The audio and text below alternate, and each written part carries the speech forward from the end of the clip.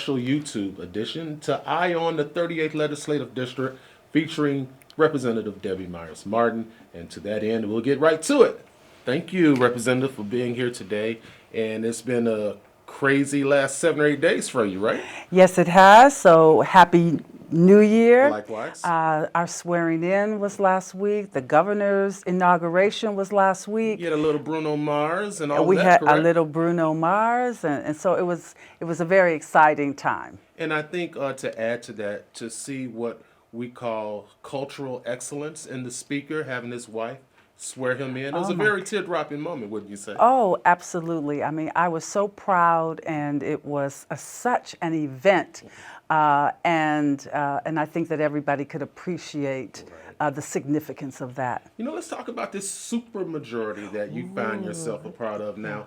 Obviously, this is now 4.5+ years for you now. You're going into your third term. Looking at the House at large now, the House of Representatives versus that of when you came in, obviously there was a supermajority there. It appears there's a little different twist and a feeling of euphoria, even more so now, would you say? Yes, we have a lot of very progressive new representatives and certainly very diverse. And so I think that we represent in real time the people of Illinois just by the simple fact that our legislature is so diverse.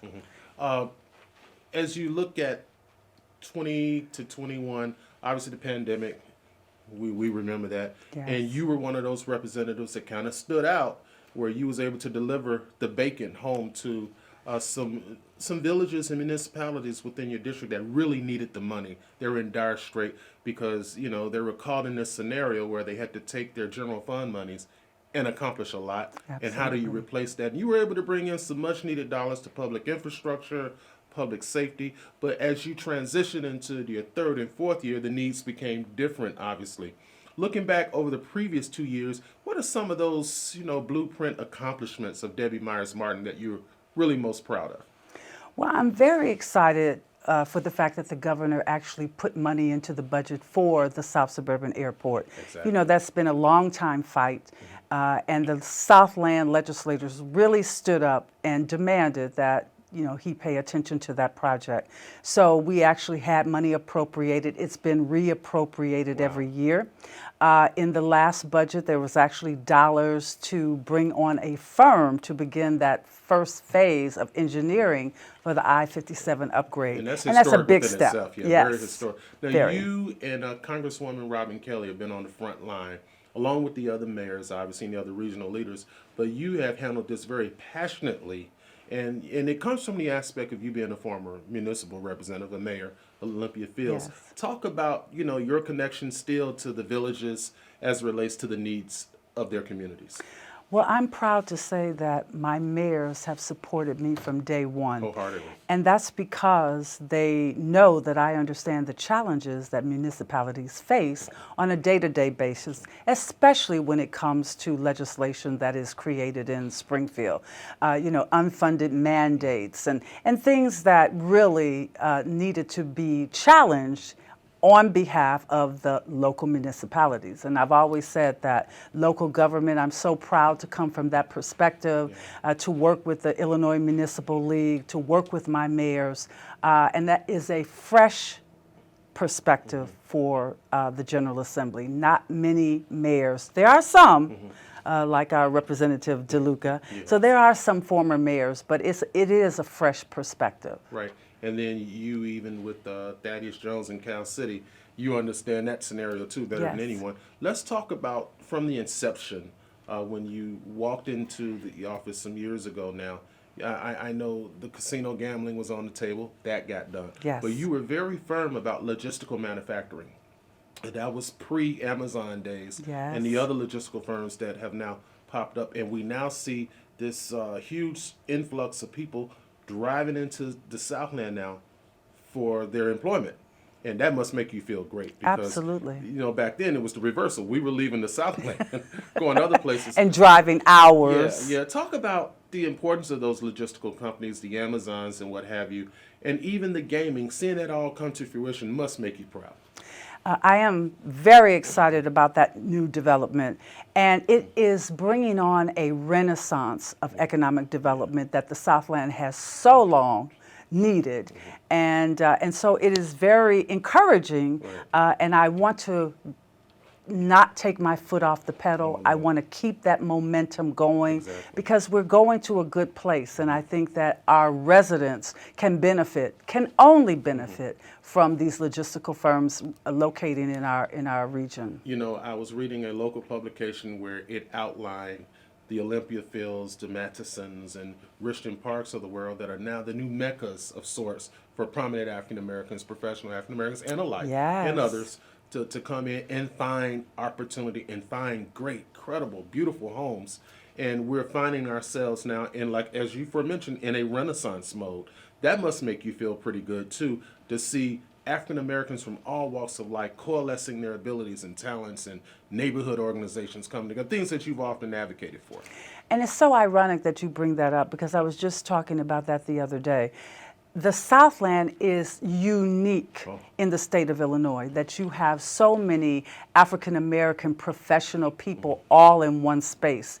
And so we really have to be able to take advantage of the fact that we have that kind of discretionary dollars, that we have that kind of buying power, but more importantly, that we have that kind of talent and skill right at our fingertips, and we just need to engage with our community. Now, we know there are many women who hold seat in the House of Representatives, but when it comes to equality, when it comes to the fight for reproductive rights, you have stood out and led and co-led that charge, if you will, because those are issues, having two daughters, that are very pertinent and important to you.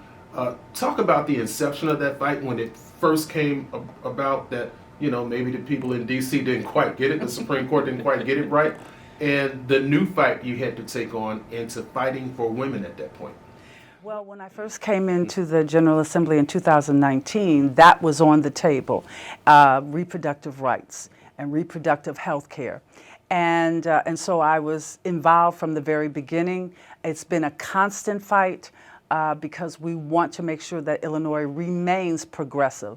And I personally have never felt that government had the right to dictate to anyone, but women in particular, what to do with their body and how they should address health care.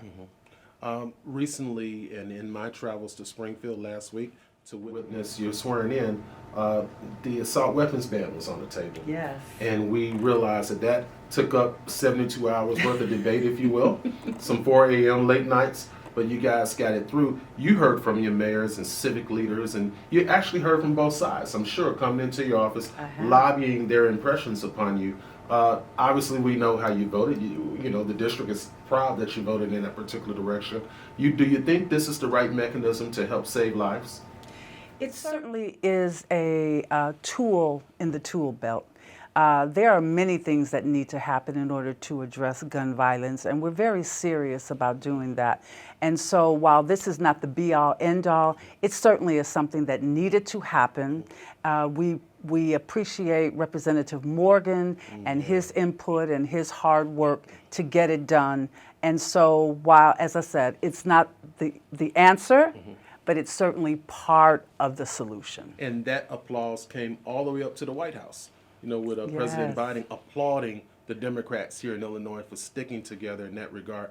And, you know, Illinois just has really stood out as a very progressive state. It must make you proud to represent this absolutely. particular state. I am so happy, so thrilled, so excited that Illinois is finally breaking through and becoming that state that is progressive, that understands the needs of their residents. And we're answering that call, and so it's a very proud moment. And I think as the Black Caucus in particular, you all were able to paint the picture for non-Black Caucus members of the House and the Senate what the elements and the results of gun violence actually looks like in the community, and the victims and the motherless, if you will. You were able to kind of articulate and paint that picture. So I think it was an education moment for many members of the Assembly. I think so too. And there was a constituent that wrote to me and said, well, please explain your vote about the assault weapon ban.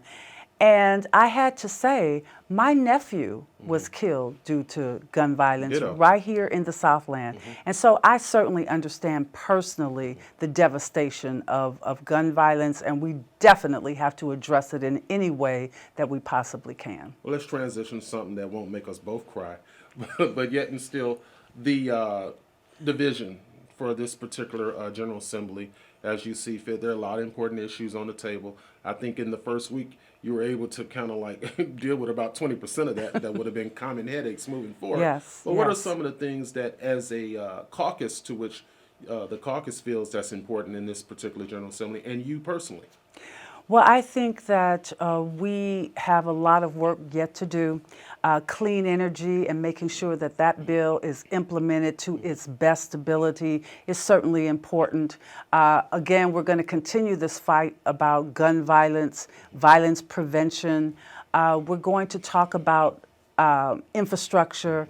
We're going to talk about the budget and the dollars that we need for our communities and the projects, because some of those capital projects still have not been funded. And so that is one of my priorities, is to make sure that those dollars get out the door and to the communities that really need them. You know, that the whole issue of public infrastructure is a nationwide issue.